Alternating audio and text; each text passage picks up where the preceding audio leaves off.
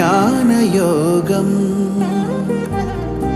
వ్యాసపీఠం బహువేదశాస్త్రం బోధామృతహిత శ్రీమన్నారాయణం శివగౌరీ సంభాషిత సకల పురాణం అష్టాక్షరి పంచాక్షరి మంత్రావరణం అఖిల దేవతా సంస్తుతి పారాయణం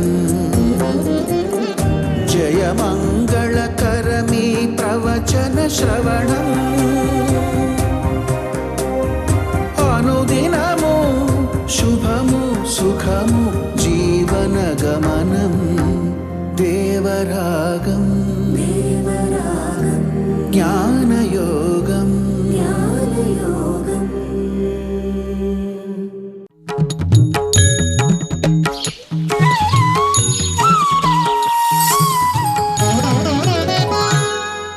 ఆపదామపహర్తారం దాతారం సర్వసంపదాం లోకాభిరామం శ్రీరామం భూయో భూయో నమామ్యహం.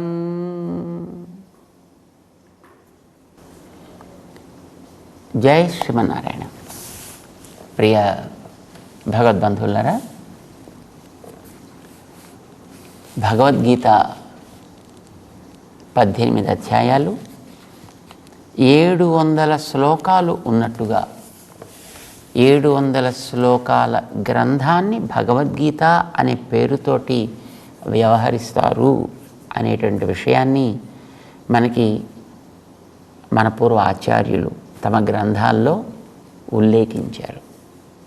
రామానుజాచార్యుల వారు కానీ, వారికి పూర్వం ఉండేటటువంటి శంకర భగవత్పాదులు, వారి వ్యాఖ్యానానికి వ్యాఖ్యలు రచించినటువంటి ఆనందగిరియులు మొదలైనటువంటి పెద్దలు కూడా ఈ విషయాన్ని స్పష్టం చేస్తారు.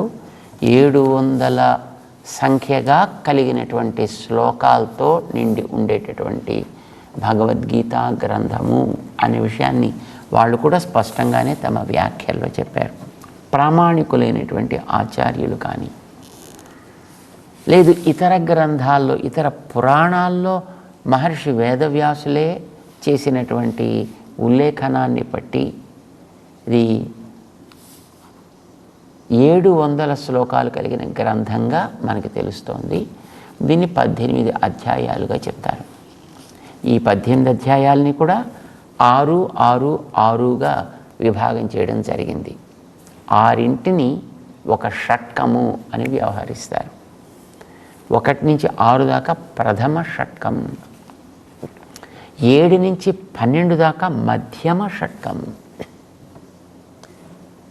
13 దగ్గర నుంచి 18 దాకా అంతిమ షట్కం లేదా 3వ షట్కము. 3 షట్కాలు. వీటికి పేర్లు కూడా చెప్పారు. వీటికి మొదటి 6 అధ్యాయాల గ్రంథం దీనిని కర్మ షట్కము అని అంటారు. రెండవ 6 అధ్యాయాల గ్రంథాన్ని భక్తి షట్కము అని అంటారు. చివరి 6 అధ్యాయాల గ్రంథాన్ని పూర్వశేషము అని అంటారు అన్నమాట. అంటే మొట్టమొదట ఏం పని చేయాలి, మనిషి ఎలా చేయాలి, ఎందుకు చేయాలి, ఇది మొదటి 6 అధ్యాయాల్లో చెప్తారు. ఎవరి కోసం? తన కోసం. ఎవరి కోసం చేయాలంటే మనం ఎందుకు తెలుసుకోవాలండి? మన కోసం కావాలి. మన కోసం చేసుకోవాలి కనుక మనం అంటే ఎవరు? ఆత్మ. మన ఏమంటారు? ఆత్మ. నిన్నేమంటారు? ఆత్మ. వాణ్ణేమంటారు? వీణ్ణేమంటారు? ఆమెనేమంటారు? ఈమెనేమంటారు? దీన్నేమంటారు? దాన్ని కనిపించే ప్రతి వస్తువుకి ఆ పేరు రావడానికి కారణం ఆత్మ. కనిపించే ఆకృతికి దేహము లేక శరీరము అని పేరు. ఈ పేరుతో దాన్ని అలా నిలబెట్టినది ఆ లోపల ఉండేటటువంటి ఆత్మ. అంచేత నేను అంటే ఆత్మే.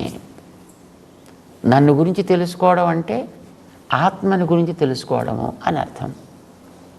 తెలుసుకోవడం అనేటటువంటిది మామూలుగా మన కంటితోటైతే రూపాన్ని చూస్తాం, చెవితోటైతే శబ్దాన్ని వింటాం, రుచినైతే నాలుకతోటి తింటాం, వాసననైతే ముక్కుతోటి పీలుస్తాం, స్పర్శనైతే చర్మంతో తాకుతాం. ఇలాగ వాటి ఇంద్రియాల ద్వారా ఆయా పనులు మనం చేస్తాం. ఇలా చేసేటప్పుడు అవన్నీ మనకు కనిపించే వస్తువులుగా ఉంటాయి. మరి ఆత్మని గురించి అలాగే తెలుసుకోవాలి అని అంటే అది కనిపించేది కాదు. ఆత్మ యొక్క స్వరూపం ఎలాంటిదని వేదాలు చెప్పాయి. అది అణువు. అణువు కూడా కనిపిస్తుంది కదండి. అంటే మన ఈ కనిపించే అణువు కాదు ఇది. మనకి శాస్త్రం చెప్పిన అణువు అంటే కనిపించే భాగాలలో అతి సూక్ష్మము. ఇప్పుడు మనకి తెలిసేటటువంటి భౌతిక శాస్త్రంలో చెప్పేటటువంటి అణువునైతే మనం కొన్ని విభాగాల కింద చేయొచ్చు. దాంట్లో ఉండే అంశాలన్నింటినీ కూడా మనం విడదీయచ్చు. కొన్ని వందల అంశాలు దాంట్లో ఉన్నాయి, అణువులో ఉంటాయి అని వాళ్ళు చెప్తున్నారు. కానీ ఏదైతే ఇహ పైన అంశాలుగా చేయడానికి అవకాశము లేని అతి సూక్ష్మమైనటువంటి భాగమో దానికి అణు అని పేరు. సంజ్ఞ అలా పెట్టింది మనకి శాస్త్రం. ఇహ దాన్ని మనం విడదీయగలగడం అనేటటువంటిది ఉండదు. అది అన్నిటికంటే అతి అల్పమైనటువంటి పరిమాణం కలిగినది. దాన్ని అణువు అని పేరు పెట్టారు. అది ఆత్మ. ఆత్మ కంటే ఇహ చిన్నదనేది ఏది ఉండదు. మిగతావన్నీ కూడా ఆత్మ లోపల ప్రవేశించగలిగేట్టుగానే ఉంటాయి. అందుచేత అవన్నీ కూడా ఆత్మకి శరీరాలు అవుతాయి, లేక దేహాలు అవుతాయి. ఇప్పుడు తనని గురించి తెలుసుకోవడం అంటే ఆత్మని గురించి తెలుసుకోవడం కనుక దీని గురించినటువంటి తెలివికి దర్శనము అని పేరు, లేదా సాక్షాత్కారము అని పేరు. ఆత్మ దర్శనం లేక ఆత్మ సాక్షాత్కారం. ఇది మొదటి 6 అధ్యాయాలు దాని గురించే సాగుతాయి. కనుక మొదటి 6 అధ్యాయాల గ్రంథాన్ని ఆత్మషట్కము అని కూడా అంటారు. ఆత్మషట్కం, ఆత్మని గురించి తెలియచెప్పేటటువంటి షట్కము. అయితే ఆత్మని గురించి తెలిస్తే మనం ఏం చేయాలి? చేసే పనిని మంచిగా చేయాలి. ఈ ఆత్మకి అంటి ఉండేటటువంటి మురికంతా పోయేటట్టుగా పనిచేసుకోవాలి. ఆత్మ క్లీన్గా ఉండేట్టుగా మనం పనిచేసుకోవాలి. ఆత్మ గురించి మరింత చక్కగా మనకి స్పష్టంగా తెలిసేట్టుగా పనిచేసుకోవాలి. అలా చేసే పనికి కర్మ అని పేరు. అయితే ఈ కర్మ అనేటటువంటిది ఏంటి, ఎలా ఉంటుంది, ఎలా చేయాలి, ఎలా సాధించాలి దాన్ని, ఇవన్నీ తెలుసుకోవడం కోసం ఓ 5 అధ్యాయాల గ్రంథాన్ని ఉపదేశం చేశాడు శ్రీకృష్ణుడు. దాంట్లో చివర ఆత్మ దర్శనం వీటి వల్ల చక్కగా ఏర్పడును ఇది నిర్ణయం చేసి చెప్పాడు. మొట్టమొదటి విషయాన్నంతటిని కూడా క్రోడీకరించి 2వ అధ్యాయంలో చెప్పాడు. కర్మని విడదీసి 3వ అధ్యాయంలో చెప్పాడు. కర్మ అంటే చేసేటువంటి పని అని అనుకున్నాం కదా. మరి పని చెయ్యాలంటే ఎలా చేయాలో తెలియాలి. ఆ తెలివి అనేటటువంటి దాన్ని విడదీసి పనికి ఉపయోగపడే తెలివి, ఉత్త తెలివి కాదు, చేయవలసిన పనులకి ప్రేరకంగా ఆ పనులను ఎలా చేయాలో తెలియచెప్పేటటువంటి జ్ఞానం ఏదుందో దాన్ని స్పష్టంగా వివరించడం జరిగింది. 4వ అధ్యాయంలో జ్ఞాన యోగము అని పేరు పెట్టాడు దాన్ని. 3వ అధ్యాయానికి కర్మ యోగము అంటే చేసే పని భాగం. 4లో ఆ పనికి ప్రేరకంగా వెనకాతలు ఉండేటటువంటి జ్ఞాన భాగం, అది జ్ఞానయోగమైంది. 5వ అధ్యాయంలో ఇప్పుడు ఈ చేసేటటువంటి కర్మ ఎదురుకుండా మనం చేసేటప్పుడు మన మీద కొన్ని రకాలైనటువంటి ముద్రలని అది వేస్తుంది. ఆ ముద్రలు మన మీద పడనివ్వాలా వద్దా? పడనివ్వకుండా ఉంటే మంచిది. ముద్ర పడింది అంటే మళ్ళీ ఆ ముద్రని మళ్ళీ మనం తొలగించుకోవడానికి కోసం మళ్ళీ బోళ్ళని జన్మలెత్తాల్సి వస్తుంది, బోళ్ళంత కిందకి దిగజారాల్సి వస్తుంది. అంచేత ముద్రలు పడకుండా ఉండేట్టు చేసుకోగలగడం అనేటటువంటి బుద్ధిమంతుడి పని. ముద్ర మన మీద పడకుండా పని చెయ్యాలి అంటే దాన్ని న్యాసము చేయాలి, వదలాలి. మన మీద పడకుండా వదలాలి. ఎక్కడ వదలాలి అంటే అది సత్ అనే పదముతో తెలిసే దాని యందు వదలాలి. అంటే దాని పేరు సన్యాసము అని పేరు పెట్టారు. ఒక అధ్యాయం అంతా దానికోసమని. ఎక్కడ వదలాలి కర్మని చెప్పింది కనుక అది కర్మ సన్యాస యోగము. కర్మ సన్యాస యోగం ఇది 5వ అధ్యాయం అయిపోయింది. మరి అది ఎట్లా వదలాలి? కర్మ అంటే మనకి చేసే పని అంటున్నాం కదా, దాన్ని వదలాలి అంటే మనం శుభ్రంగా పనులన్నీ ఇలా చేతులు వెనక్కి తీసేసుకుని కట్టేసుకుని కూర్చోవాలా? ఎలా వదిలేది? దేన్ని వదలాలి? ఇంతకీ కర్మని వదలాలి అంటే పని వదలాలా? పని వల్ల కలిగేటటువంటి ఇంప్రింట్ని వదలాలా? కర్మ వల్ల కలిగేటటువంటి ఆ ముద్రని వదలాలా? కర్మని వదలాలా? అంటే కర్మను వదలడానికి వీలేదా? కర్మ వదిలితే నువ్వు బతకవు కదా. పని చేయకపోతే మనం బతకం కదండి. ఇప్పుడు కంటితోటి చూడాలి, ముక్కుతోటి గాలి పీల్చాలి, నోటితోటి మాట్లాడాలో తినాలో ఏదో చేయాలి కదా. నోరు మూసేసి కూర్చుంటాం అనుకోండి, శుభ్రంగా ప్లాస్టర్ వేసేసి, ఆకలి తీరేది ఎట్లా? శరీరం పోషణ జరిగేది ఎట్లా? ముక్కు మూసేసి కూర్చోబెట్టానుకోండి, ఇందులో శుభ్రంగా ఏవో పెట్టేసి దాన్ని సీల్ చేసేసి మరి గాలి పీల్చేది ఎట్లా? ఇవన్నీ కూడా మనకి పని చేస్తూనే ఉండాలి కదా. కనుక పని చేసేటువంటి వాటిని మానాలా?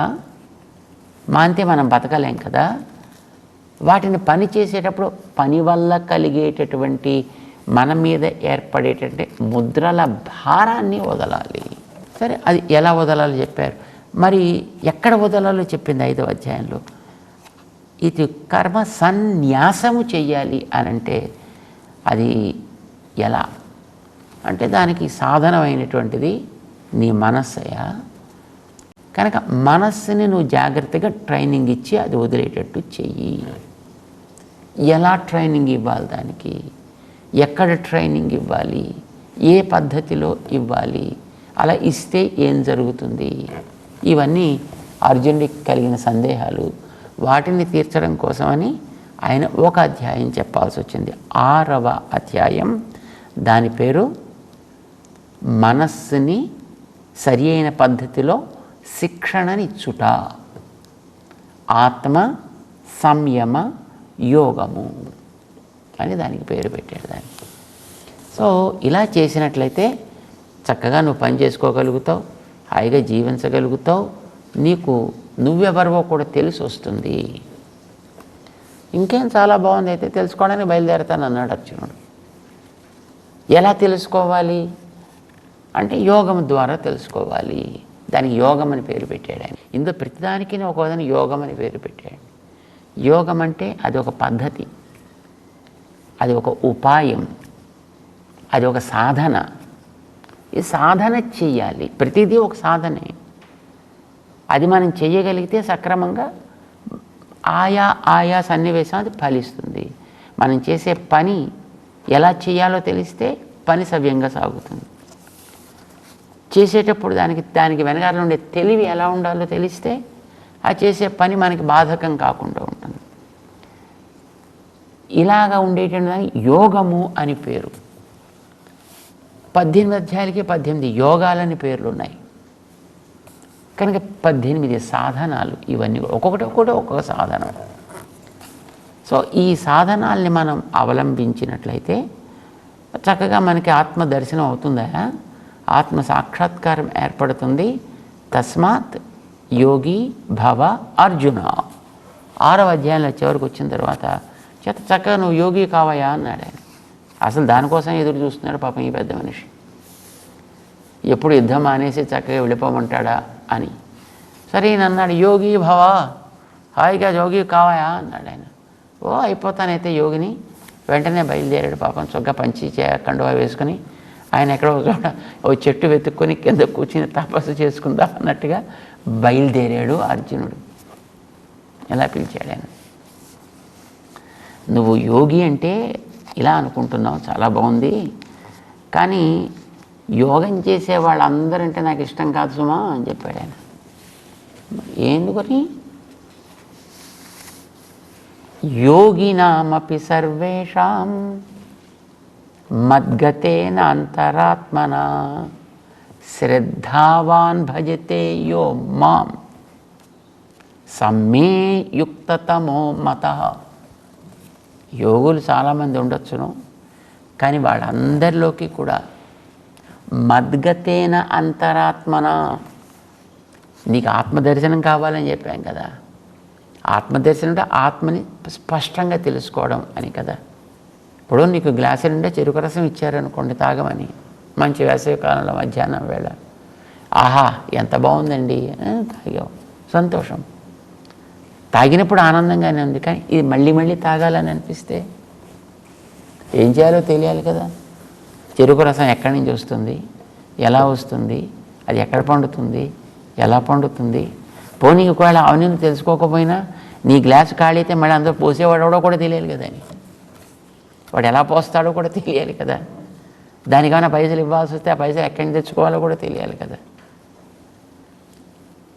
వస్తువు మీద మనకి ఆశ ఉండడంతో పాటు ఆ వస్తువుని నువ్వు పొందాలనుకున్నప్పుడు దాంతోపాటు వచ్చేటటువంటి సాధక బాధకాలు ఏమిటో కూడా తెలుసుకోవాలి. అందుచేత నీకు ఆత్మదర్శనం కావడం అని అంటే ఇప్పుడు ఇక్కడ ఉండేటటువంటి ఈ ఆత్మ అంటే ఇప్పుడు ఈ శరీరంలో ఉండేటటువంటి ఒక ఆత్మ ఎందుకు వచ్చింది ఇక్కడికి, అది అంత సూక్ష్మమైనటువంటిది, ఇంత స్థూలంగా కనిపించేటువంటి దీంట్లోకి ఎందుకు వచ్చి తగులుకుంది, ఇక్కడికి వచ్చి ఎందుకు అది బాధపడుతోంది. మనకి జీవితం ఎప్పుడూ అనుకూలంగానే ఉండదు కదండి. అనుకున్నవన్నీ అనుకుంటే జరిగిపోతుంటాయి, మనకి అన్నీ మనకి మంచిగానే అనిపిస్తాయి, కావు కదా. ఎందుకు కావటం లేదు, అనుకున్నట్టు ఎందుకు జాగట్లేదు. మనం కొన్ని ప్రాణుల్ని చూస్తున్నాం, కొన్ని హాయిగా ఆకాశంలో ఎగిరిపోతున్నాయి, మనకి ఎగిరితే బాగుండు అనిపిస్తుంది. కొన్ని నీళ్ళలో శుభ్రంగా అలాగ కిందకి పోతున్నాయి, మనకు కూడా అలా పోతే బాగుండు అనిపిస్తుంది, పోతే బాగుంటుంది అనిపిస్తుంది, పోవచ్చు. అయితే మళ్ళీ ఎలా తేల్తాం అనేది ప్రశ్న. ప్రాణంతో తేల్తామా, ప్రాణం పోయి తేల్తామా అనేది ప్రశ్న. చేపలు లాంటివి నీళ్ళలో కిందకి పోయినా హాయిగా మళ్ళీ పైకి తిరిగి వచ్చి బాగానే తిరుగుతాయి. అంటే నీళ్ళల్లో తిరుగుతూ కూడా ఆ నీళ్ళల్లో గాలి పీల్చుకోగలుగుతున్నాయి అవి. కానీ మనకలా నీళ్ళలో కొద్ది గాలి పీల్చుకోవడానికి చేత కావట్లేదు కదా, ఎందుకో తెలియదు. అందులోకి మనం పోతే మళ్ళీ ప్రాణాలతో బయటికి రాలేమేమో.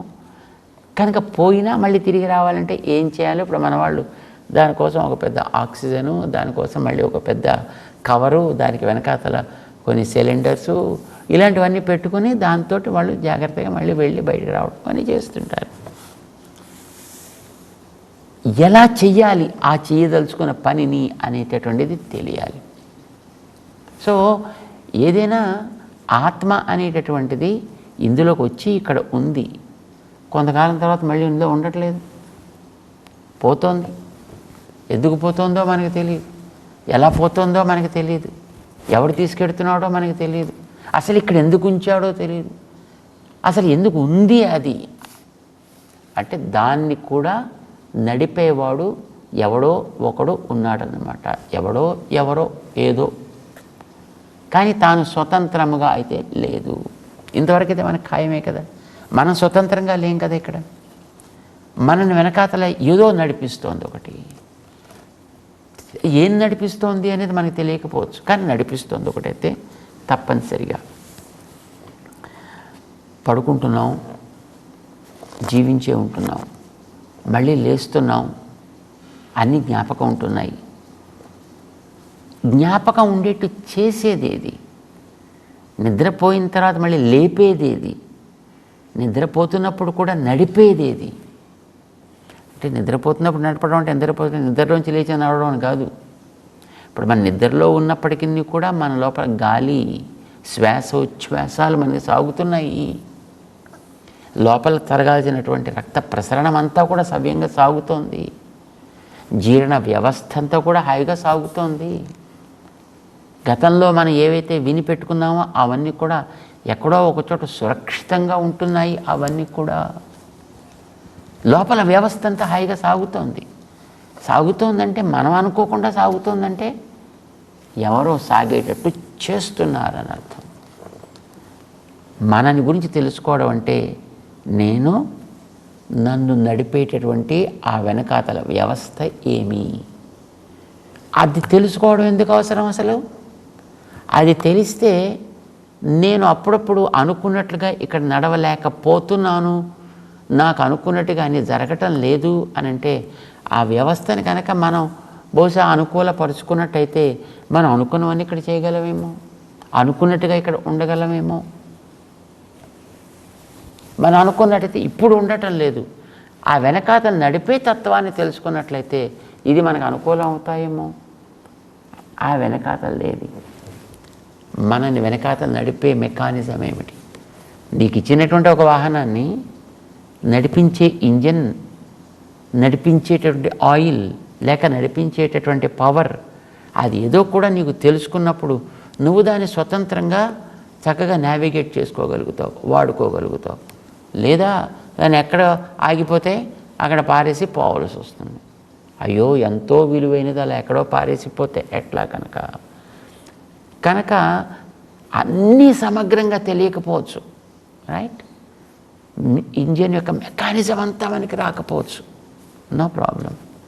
టైర్స్ గురించిన మెకానిజం అంతా మనకి తెలియకపోవచ్చు, నో ప్రాబ్లం. కనుక ఎప్పుడైనా టైర్ ఫ్లాట్ అయితే ఎలా మార్చుకోవాలో తెలియాలి. ఎప్పుడైనా ఇంజిన్ డ్యామేజ్ అయితే కనీసం ఏం చేసుకోవాలో తెలియాలి. ఆయిల్ అయిపోతే ఎట్లా పోసుకోవాలో తెలియాలి. వాళ్ళు ఏదో పోసుకోవాలి కదా అని ఏదో తీసుకెళ్ళి మన ఇంట్లో కొబ్బరి నూనె ఇంత 2 సీసాలు దొరికింది కదా అని పట్టుకొచ్చి దాంట్లో పోసేయకూడదు. ఏది పోయాలో తెలుసుకోవాలి, అది ఎట్లా నడిపిస్తుందో తెలుసుకోవాలి. ఇవన్నీ మనకు తెలియాలి కదా. కనీసం వాటి గురించి ఇంకా సమగ్ర వివరం తెలియడం అనేటువంటి తర్వాత విషయం. కనీసం తెలుసుకోవాల్సిన కూడా నీకు తెలిస్తేనే నీకు ఆ స్కూటర్ గురించి సరిగ్గా తెలిసినట్లు లెక్క. అట్లాగే ఆత్మ గురించి తెలియడం అని అంటే ఈ ఆత్మ అనే నేను ఇక్కడికి ఎక్కడి నుంచి వచ్చా, ఎందుకు వచ్చా, ఎవరు తెచ్చారు, ఎలా పెట్టారు, ఎలా ఉన్నాను నేను ఇక్కడ, ఎలా వెడతాను ఇక్కడి నుంచి. వెడుతున్నాడు కదా, ఒకనాడైతే వెళ్ళిపోతున్నాడు, అయ్యో పోయాడండి పాపం అని అంటున్నారు మిగతా వాళ్ళంతా. ఇక్కడ మిగిలిందేదో దాన్ని నలుగురు కలిసి జాగ్రత్తగా దాని మీద కట్టేసి జాగ్రత్తగా రామ్ నామ్ సత్య హై అంటూ తీసుకుపోతున్నారు. తర్వాత దాన్ని ఏదో రకంగా డిస్పోజ్ ఆఫ్ చేస్తున్నారు. దాన్ని నేలలో పాతేసో, నిప్పుల్లో కాల్చేసో, నీళ్ళల్లో వేసేసో, లేకపోతే ఎక్కడ ఇంకో దానికి దేనికో వినియోగం చేసో అయితే దాన్ని డిస్పోజ్ ఆఫ్ చేస్తున్నారు. కనుక ఈ కనిపించేదొకటి, నడిపించేదొకటి. ఈ నడిపించే దాని వెనకాతల ఉండేటటువంటి, దాన్ని నడిపించేటటువంటి తత్వం ఏమిటో కూడా తెలుసుకున్నప్పుడే, దాని గురించినటువంటి ఒక కనీసపు అవగాహన కలిగినప్పుడే నీకు నిన్ను గురించి తెలిసింది అని అర్థం. నీకు ఆత్మసాక్షాత్కారం యొక్క ప్రయోజనం నెరవేరింది అని అర్థం. నేనంటే ఆత్మని, నేనంటే జ్ఞానము అని మాత్రం తెలిసిపోయి ఊరుకుంది అనుకోండి, ఏం లాభం? నీకు రేపొద్దున తిండి పెట్టేది ఎవరు? నీకు రేపొద్దున గాలి పీల్చుకోవడానికి అవకాశం కలిగించేది ఎవరు? నన్ను గురించి తెలుసుకోవడం అంటే నా వెనకాత నడిపించేటటువంటి విధానాన్ని కూడా తెలుసుకుంటూ తెలియడమే అసలైనటువంటి తెలివి. ఇది చెప్పాలి అర్జునుడికి. ఆ వెనకాత నడిపించే తత్వాన్ని నేనయ్యా అని చెప్పాలి. అది కృష్ణుడు, ఆయన నడిపిస్తున్నాడు. అందుకోసమని 6వ అధ్యాయంలో చివరికి వచ్చిన తర్వాత ఒక మాట చెప్పాడు ఆయన. ఆత్మదర్శనం పొందేవాడిని యోగి అని అన్నాం కదా, నాకు కావాల్సిన యోగి కావడం కదా, పరమయోగివి కావాలి. పరమయోగి అంటే నిన్ను కనిపించే దేహం కంటే వేరు అని తెలుసుకోవడంతో పాటు నిన్ను నడిపించే ఒకడి యొక్క ఆధీనంలో నువ్వు ఉన్నావని కూడా తెలుసుకోవాలి. అప్పుడే నీకు సరైనటువంటి అవగాహన కలిగి, అప్పుడే నువ్వు పరమయోగివి కాగలుగుతావు. ఆ వెనకాత నడిపించే విధానాన్ని 6 అధ్యాయాల గ్రంథంగా నడిపించేది. అది 2వ షట్కమైంది, అది మధ్యమ షట్కమైంది, అది భక్తి షట్కమైంది. ఇప్పుడు వాడు ఉన్నాడని తెలిస్తే చాలదు కదా, వాడి మీద నీకు ప్రేమ ఉండాలి, నీ మీద వాడికి ప్రేమ ఉండాలి. ఉన్నాడని తెలిస్తే వస్తున్న లాభం ఏమిటి? వాడు నీకేమి ఇవ్వడు కదా. కనుక వాడు నీకు సవ్యంగా ఇవ్వాలి అనిపించేటట్టుగా నువ్వు వాడిని ప్రేమించగలగాలి, వాడు నిన్ను ప్రేమించగలగాలి. వాడి విషయంలో నీకు కలిగేటటువంటి ప్రేమకే భక్తి అని పేరు. దాన్ని గురించి ఒక 6 అధ్యాయాల గ్రంథాన్ని నడిపిస్తే అది భక్తి షట్కం అయింది. 2వ షట్కం. మొదటిది ఆత్మ షట్కం లేదా కర్మ షట్కం. 2వది వెనకాతల ఉండే తత్వాన్ని తెలియచెప్పే జ్ఞాన షట్కం లేదా భక్తి షట్కం. ఇది 7వ అధ్యాయం దగ్గర నుంచి ప్రారంభమవుతుంది. దాన్ని మనం కొద్ది కొద్దిగా తెలుసుకునే ప్రయత్నం చేద్దాం. జై శ్రీమన్నారాయణ.